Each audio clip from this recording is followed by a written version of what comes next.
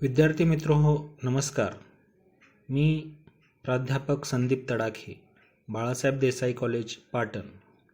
पुन्हा आपलं या MPSCच्या अभ्यासक्रमाच्या ओळखीच्या या व्हिडिओमध्ये आपले सर्वांचं स्वागत करत आहे. हा व्हिडिओ सुरू करण्या अगोदर मी सर्वांना विनंती करतो त्यांनी या व्हिडिओला सबस्क्राईब करावं व बेल आयकॉनला प्रेस करून इथून पुढे येणारे सर्व व्हिडिओ विनाथांब पाहावेत. तर सुरू करूया. आजचा व्हिडिओ हा सामान्य अध्ययन पेपर क्रमांक 4 संदर्भात आहे. यामध्ये आपण या पेपरमधील अभ्यासक्रमासंदर्भात माहिती घेणार आहोत. या पेपरचं शीर्षक आहे अर्थव्यवस्था व नियोजन, विकासविषयक अर्थशास्त्र आणि कृषी विज्ञान व तंत्रज्ञान विकास. हा पेपर देखील 150 गुणाचा असून यासाठी 2 तास कालावधी असतो व प्रश्नपत्रिकेचे स्वरूप वस्तुनिष्ठ आहे. चला तर विद्यार्थी मित्रो, पाहूया या पेपरचा अभ्यासक्रम कसा आहे व यामध्ये कोणकोणते घटक आहेत. पहिला आहे समग्रलक्षी अर्थशास्त्र. यामध्ये 1.1 समग्रलक्षी अर्थशास्त्र यामध्ये राष्ट्रीय उत्पन्न संकल्पना, त्यामध्ये स्थूल देशांतर्गत उत्पादन, स्थूल राष्ट्रीय उत्पादन, स्थूल मूल्यवर्धन, घटक खर्चानुसार, बाजार किमतीनुसार, स्थूल देशांतर्गत उत्पादन भाजक, राष्ट्रीय उत्पन्न मापनाच्या पद्धती, भारतीय राष्ट्रीय उत्पन्न मापन, भारतातील राष्ट्रीय उत्पन्न मापनातील समस्या, व्यापार चक्र, तसेच रोजगार संकल्पना, बेरोजगारीचे मापक या घटकावर प्रश्न विचारले जातात. यानंतर 1.2 आहे वृद्धी आणि विकास.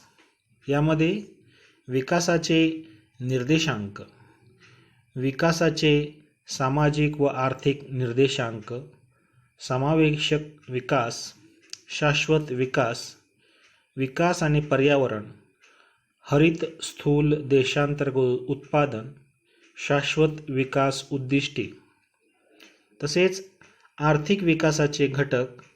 यामध्ये नैसर्गिक साधने, पायाभूत सुविधा, तंत्रज्ञान, भांडवल, लोकसंख्या, मानवी भांडवल, लोकसंख्या, संक्रमणाचा सिद्धांत, मानव विकास निर्देशांक, लिंगभाव दरी, लिंगभाव सबलीकरण, उपाययोजना, शिक्षण, आरोग्य आणि पोषण, शासन त्याविषयी माहिती विचारली जाते, प्रश्न विचारले जातात. तसेच दारिद्र्य विषयाचे अंदाज व मापन, त्यामध्ये दारिद्र्य रेषा, मानवी दारिद्र्य निर्देशांक याविषयीचे प्रश्न विचारले जातात. यानंतर वृद्धी व विकास या घटकामध्ये उत्पन्न, दारिद्र्य व रोजगार यातील परस्पर संबंध, त्यामध्ये वितरण आणि सामाजिक न्यायाची समस्या, भारतातील सामाजिक सुरक्षा उपक्रम इत्यादी विषयांवर प्रश्न विचारले जातात. यानंतर विद्यार्थी मित्र हो 1.3 सार्वजनिक वित्त या घटकांतर्गत बाजार अर्थव्यवस्थेतील सार्वजनिक वित्ताची अव्ययाची भूमिका, बाजार अपयश व विकासानुकूलता, सार्वजनिक गुणवत्तेचे निकष, गुंतवणुकीचे निकष, गुणवस्तू व सार्वजनिक वस्तू, सार्वजनिक प्राप्तीचे महसुलीचे स्रोत, करभार, कराघात व कराचा परिणाम, सार्वजनिक खर्चाचे प्रकार, अंदाजपत्रकीय तूट, राजकोषीय तूट, संकल्पना, तुटीचे नियंत्रण, सार्वजनिक कर्ज, कार्याधारित व शून्यधारित अर्थसंकल्प, लिंगभाव आधारित अर्थसंकल्प इत्यादी घटकांवर प्रश्न विचारले जातात. यानंतर 1.4 यामध्ये मुद्रा व पैसा संदर्भात काही घटक आहेत. त्यामध्ये पैशाची कार्य, त्यामध्ये आधारभूत पैसा, उच्च शक्ती पैसा, चलन संख्यामान सिद्धांत, मुद्रा गुणांक, भाववाढीचे मौद्रिक व मौद्रिकेतर सिद्धांत, भाववाढीची कारणे, मौद्रिक, राजकोषीय व थेट उपाययोजना या घटकांवर माहिती विचारली जाते. तसेच विद्यार्थी मित्रो 1.5 हा आंतरराष्ट्रीय व्यापार आणि आंतरराष्ट्रीय भांडवल या संबंधीचा घटक आहे. यामध्ये वृद्धीचे इंजिन यामध्ये स्वरूपात आंतरराष्ट्रीय व्यापार, आंतरराष्ट्रीय व्यापाराचे सिद्धांत, अभिजात व आधुनिक सिद्धांत, वृद्धीतील परकीय भांडवल व तंत्रज्ञानाची भूमिका, बहुराष्ट्रीय कंपन्या, आंतरराष्ट्रीय वित्तपोषण संस्था, आंतरराष्ट्रीय नाणेनिधी, जागतिक बँक, आंतरराष्ट्रीय विकास संस्था, आशियाई विकास क्षेत्रीय व्यापार करार, यामध्ये सार्क व आसियान या संघटनांचा समावेश होतो. तसेच जागतिक व्यापार संघटना आणि आंतरराष्ट्रीय व्यापार व गुंतवणूक व्यापाराविषयी बौद्धिक संपदा आणि व्यापारविषयक गुंतवणूक उपाय याही घटकांवर काही प्रश्न विचारले जातात. यानंतर विद्यार्थी मित्र हो, याच अर्थशास्त्र विभागामधला दुसरा महत्त्वाचा घटक आहे भारतीय अर्थव्यवस्था. यामध्ये 2.1 भारतीय अर्थव्यवस्था व त्याचा आढावा, त्यामध्ये भारतीय अर्थव्यवस्थेची आव्हाने, त्यामध्ये दारिद्र्य, बेरोजगारी व प्रादेशिक असमतोल निर्मूलनाचे उपाय, त्यानंतर नियोजन, प्रकार व तर्काधार नियोजन आयोग, नीती आयोग इत्यादी आयोगांविषयी माहिती विचारली जाते. आर्थिक सुधारणा, त्यामध्ये पार्श्वभूमी, उदारीकरण, खाजगीकरण व जागतिकीकरण, त्यामध्ये या संकल्पना, तसेच त्याचा अर्थ, त्याची व्याप्ती व मर्यादा, तसेच राज्य पातळीवरील आर्थिक सुधारणांविषयीचे प्रश्न त्या ठिकाणी विचारले जातात. त्यानंतर 2.2 भारतीय शेती व ग्रामीण विकास, यामध्ये आर्थिक विकासात शेतीची भूमिका, त्यामध्ये शेती, उद्योग व सेवा क्षेत्रामधील अंतरासंबंधी, भारतातील कृषी विकासातील प्रादेशिक असमानता, शेतीचे प्रकार, त्यामध्ये कंत्राटी शेती, उपग्रह शेती, कॉर्पोरेट शेती, सेंद्रिय शेती, त्यानंतर कृषी उत्पादकता, त्यामध्ये हरित क्रांती व तंत्रज्ञानविषयक बदल, जनुकीय सुधारणा तंत्रज्ञान, कृषी किंमत निर्धारण, कृषी विपणन, शेती पतपुरवठा व नाबार्ड इत्यादी घटकांवर प्रश्न विचारले जातात. विद्यार्थी मित्र हो, त्यानंतर जलसिंचन आणि जलव्यवस्थापन, पशुधन आणि त्यांची उत्पादकता, त्यामध्ये भारत व महाराष्ट्रातील धवल क्रांती, मत्स्यव्यवसाय, कुक्कुटपालन, वनीकरण, फलोत्पादन, पुष्पोत्पादन विकास इत्यादी शेतीच्या प्रकारांवर माहिती विचारली जाते.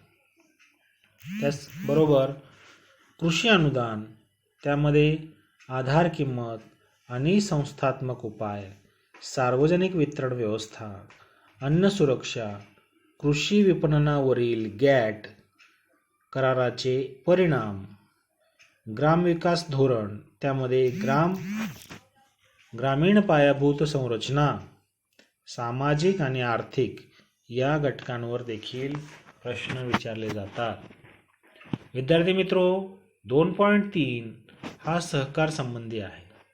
यामध्ये सहकाराची संकल्पना, अर्थ, उद्दिष्टे, सहकाराची नवीन तत्वे, महाराष्ट्र आणि भारतातील सहकार चळवळीची वाढ व विविधीकरण, स्वयंसहायता गट, राज्याचे धोरण आणि सहकार क्षेत्र, यामध्ये कायदे, पर्यवेक्षण, लेखापरीक्षण आणि सहाय्य. त्यानंतर महाराष्ट्रातील सहकार समस्या, जागतिक स्पर्धेच्या पार्श्वभूमीवर सहकाराचे भवितव्य याविषयी देखील माहिती विचारली जाते. विद्यार्थी मित्रो, 2.4 या घटकामध्ये मौद्रिक व वित्तीय क्षेत्र या संबंधीचे काही संकल्पना घेतलेल्या आहेत.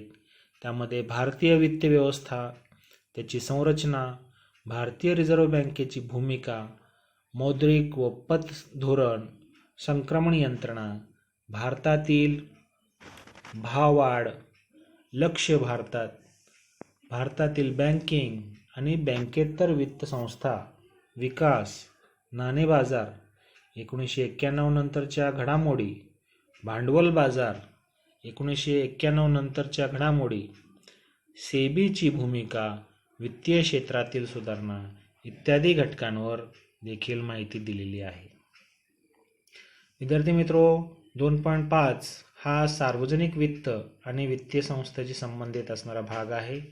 त्यामध्ये महसुलीचे स्रोत, मग ते केंद्रीय व राज्यस्तरीय, सार्वजनिक खर्च केंद्रीय व राज्यस्तरीय, वृद्धी व कारणे, त्यानंतर सार्वजनिक खर्च सुधारणा, त्यामध्ये कर सुधारणाचे समीक्षण, मूल्यवर्धित कर, वस्तू व सेवा कर, केंद्रीय व राज्यस्तरीय तूट आणि तुटीचा अर्थ भरणा, सार्वजनिक कर्ज वृद्धी, घटक व भार, राज्याच्या केंद्राकडून आलेल्या ऋणभाराची समस्या, भारतातील वित्त आयोग, भारतातील वित्तीय सुधारणा इत्यादी घटकांचा समावेश 2.5 मध्ये होतो. यानंतर 2.6 हा उद्योग व सेवा क्षेत्राशी संबंधित आहे. यामध्ये आर्थिक आणि सामाजिक विकासातील उद्योगांचे महत्त्व व भूमिका, वृद्धीचे स्वरूप, महाराष्ट्राच्या विशेष संदर्भासह भारतातील मोठ्या उद्योगांची संरचना, सूक्ष्म, लहान व मध्यम उद्योग, याला आपण MSMEs असेही म्हणतो, याची वृद्धी, समस्या, संभाव्य शक्यता व धोरणे, SEZ, SPV अशा पद्धतीने विचारले जातात. आजारी उद्योग, उपाय, उद्योगाचं निकास धोरण याबद्दलही त्या ठिकाणी माहिती विचारली जाते.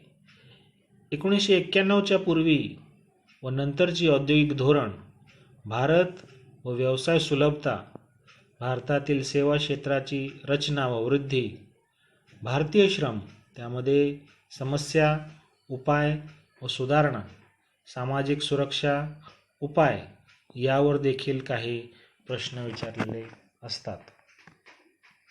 विद्यार्थी मित्रो, 2.7 हा पायाभूत सुविधा विकास या संबंधित आहे.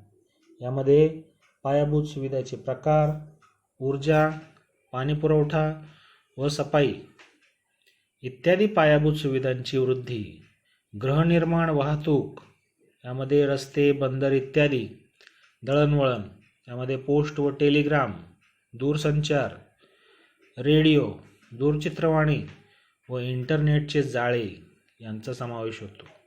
त्यानंतर भारतातील पायाभूत सुविधा संदर्भात समस्या, पायाभूत सुविधांचा वित्तपुरवठा, त्यामध्ये आव्हाने व धोरण, पर्याय, सार्वजनिक खाजगी क्षेत्रात भागीदारी, PPP, थेट परकीय गुंतवणूक व पायाभूत सुविधा विकास, पायाभूत सुविधा विकासाचे खाजगीकरण, पायाभूत सुविधा संदर्भातील केंद्र आणि राज्य, PSPV, त्यानंतर सरकारचे धोरणे, त्यामध्ये विशेष उद्देश साधने, परवडणारी घरे, झोपडपट्टी पुनर्वसन या घटकांचा समावेश होतो. यानंतर 2.8 आहे राष्ट्रीय व्यापार आणि भांडवल. त्यामध्ये भारताच्या परकीय व्यापाराची वृद्धी, रचना आणि दिशा, परकीय व्यापार धोरण, त्यामध्ये निर्यात प्रोत्साहन उपक्रम, विदेशी भांडवल प्रवाह, रचना व वृद्धी, शेअर बाजारातील परकीय गुंतवणूक इत्यादी, व्यापार, परकीय व्यापारी कर्जे याला आपण ECBS असेही म्हणतो, बहुराष्ट्रीय कंपन्यांची भूमिका, आंतरराष्ट्रीय पतमापन संस्था आणि भारतातील विनिमय दर व्यवस्थापन इत्यादी महत्त्वाचे घटक आंतरराष्ट्रीय व्यापार आणि भांडवल या घटकांतर्गत विचारले जातात. त्यानंतर विद्यार्थी मित्रो 2.9 यामध्ये महाराष्ट्राची अर्थव्यवस्था आणि त्यामध्ये कृषी, उद्योग व सेवा क्षेत्राची वैशिष्ट्ये, महाराष्ट्र सरकारची कृषी, उद्योग व सेवा क्षेत्राची साठीचे धोरण, महाराष्ट्रातील दुष्काळ व्यवस्थापन, महाराष्ट्रातील परकीय गुंतवणूक, उर्वरित भारताच्या तुलनेत महाराष्ट्र अशा संबंधी काही घटक विचारलेले असतात. यानंतर याच अर्थशास्त्राच्या अभ्यासक्रमामध्ये 2.10 हा कृषीशी संबंधित आहे. यामध्ये पहिला, राष्ट्रीय अर्थव्यवस्थेत शेतीचे महत्त्व, कमी उत्पादनाची कारणे, राष्ट्रीय उत्पन्न आणि रोजगारामध्ये शेतीचे योगदान, मूलभूत शेतीविषयक निविष्ठाची माहिती, शेतीचे आकार आणि उत्पादकता, शेतकऱ्यांचे उत्पन्न दुप्पट करण्याबाबत शासकीय धोरण, कृषी उत्पादन वाढीसाठी इतर शासकीय धोरण, योजना आणि कार्यक्रम जसे जमीन सुधारणे किंवा जमीन वापर, मृदा आणि जलसंधारण, पर्जन्य शेती, सिंचन आणि त्याच्या पद्धती, शेतीचे यांत्रिकीकरण, सामान्य किंमत निर्देशांक, चलनवाढ आणि मंदी, कृषी कर आणि GST, आंतरराष्ट्रीय व्यापार संघटनेचे कृषीविषयक विविध करार, WTO, पीक विमा योजना आणि त्याची वाटचाल, भारतीय कृषी अनुसंधान परिषद याला आपण ICAR आणि महाराष्ट्र कृषी व संशोधन परिषद याला आपण MCAER अशा पद्धतीने संबोधतो. यांची कृषी क्षेत्रातील कार्ये याबद्दल देखील अभ्यासक्रमामध्ये या घटकांचा समावेश केलेला आहे. यानंतर दुसरा घटक आहे ग्रामीण कर्जबाजारीपणाची समस्या व कृषी पतपुरवठा. त्यामध्ये भारतीय कृषी क्षेत्रात कर्जाची गरज, भूमिका आणि महत्त्व, कृषी पतपुरवठ्याचे वर्गीकरण, पुरवठा करणारे स्रोत, वाणिज्य आणि सहकारी बँक, नाबार्ड, ग्रामीण बँक इत्यादी संस्था, कर्ज परतफेडीचे प्रकार, किसान क्रेडिट कार्ड योजना इत्यादी विषयी याच्यामध्ये समावेश केलेले आहेत. यानंतर कृषी मूल्य, त्यामध्ये कृषी मूल्यांचे विविध घटक आणि विविध कृषी उत्पादनावर परिणाम करणारे घटक, कृषी मालाच्या विविध शासकीय आधारभूत किमती, केंद्रीय मूलभूत मूल्य आयोग याला आपण CACP असं म्हणतो, शासकीय विविध कृषी माल खरेदी, विक्री व साठवणूक करणाऱ्या संस्था, त्यामध्ये NAFED, नाफेड किंवा NCDC अशा पद्धतीने विविध संस्था आहेत. यानंतर कृषी विपणन, बाजार आणि बाजार रचना, बाजार एकीकरण, कृषी विपणनामध्ये जोखमीचे प्रकार, कृषी विपणनात शासकीय संस्थांची भूमिका, यामध्ये APMC, नाफेड, NCDC, E-नाम इत्यादी संस्थांची कार्ये या संबंधीची माहिती विचारली जातात. यानंतर 2.11 हा अन्न व पोषण आहार संबंधित आहे.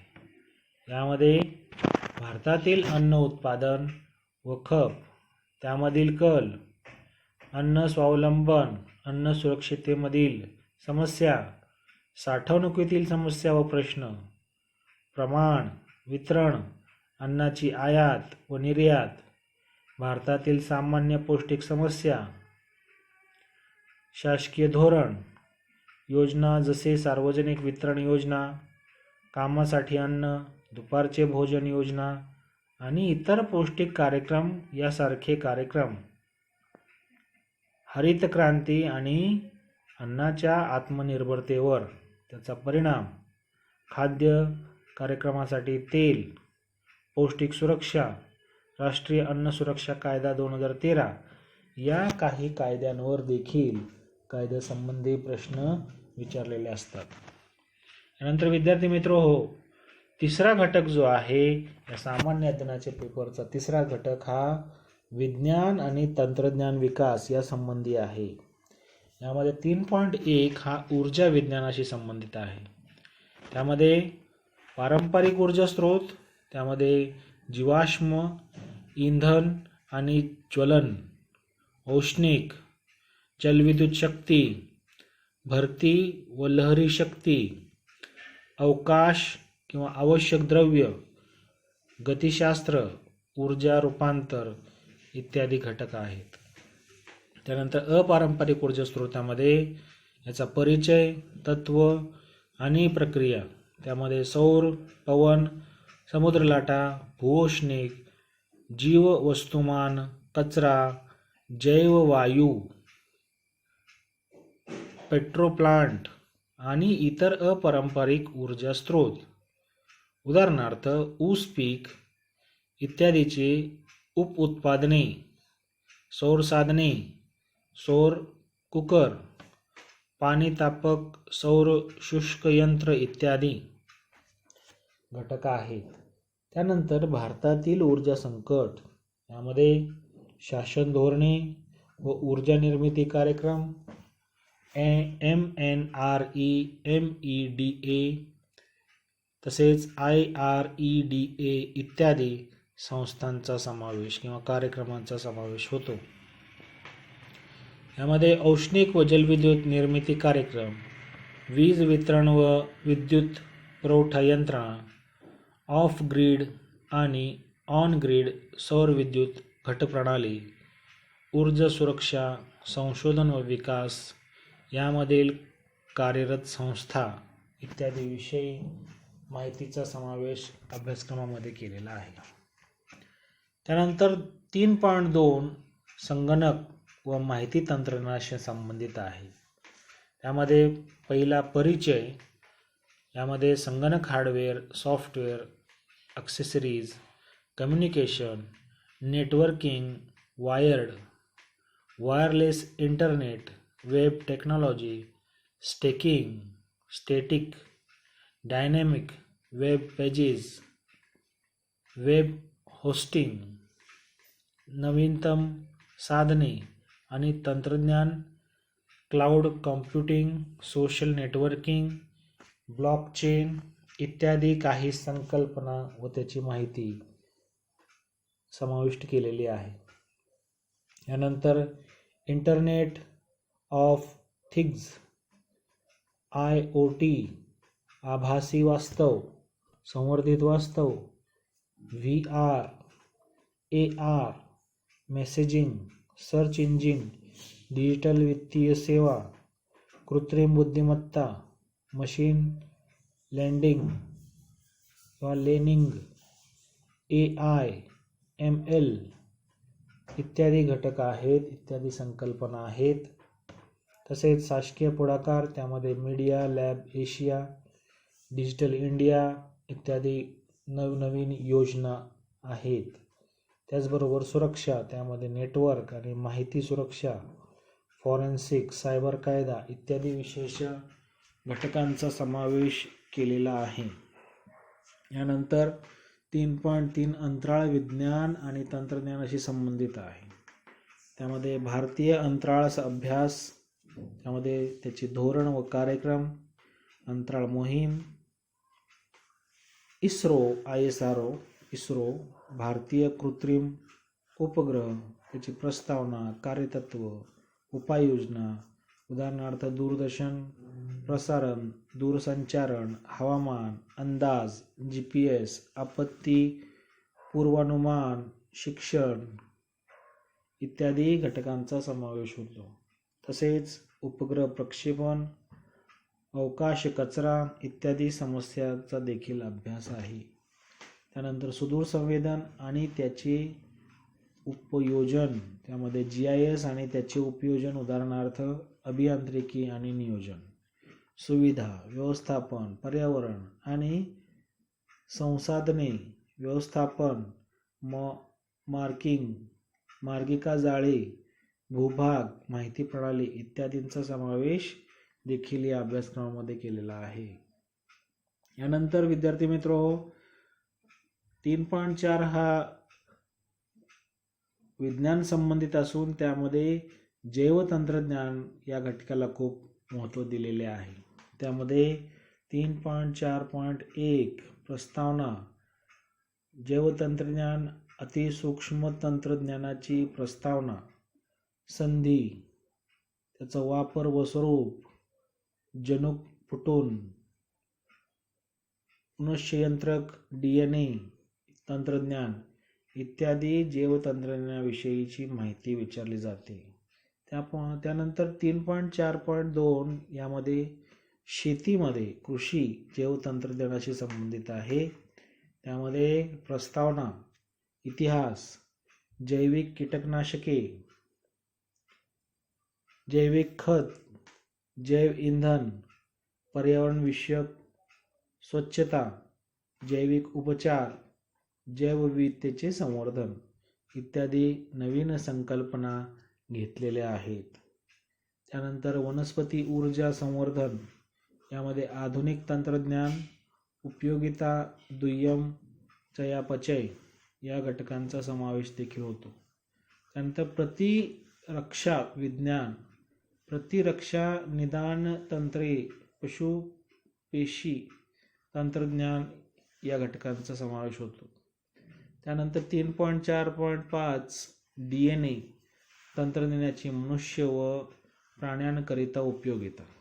त्यामध्ये आधुनिक परावर्तित प्राणी, कृत्रिक व मूळ पेशी संशोधक, मनुष्याचे DNA चाचणी, पासरेषा, मनुष्याची वैयक्तिक ओळख, पटविण्यासाठीचे कार्यक्रम, कार्यपद्धती, उपयोगिता, उपयोजित मानवी जनुक विज्ञान, पितृत्व चाचणी, जनुकीय समुपदेशन, वैद्यकशास्त्रामध्ये DNA तंत्रज्ञान, पेशी जननशास्त्र, रक्तजनुक विज्ञान, कर्करोग आणि सूक्ष्मजीव संसर्गाचे निदान इत्यादी काही महत्त्वाच्या घटकांचा समावेश या अभ्यासक्रमामध्ये केलेला आहे.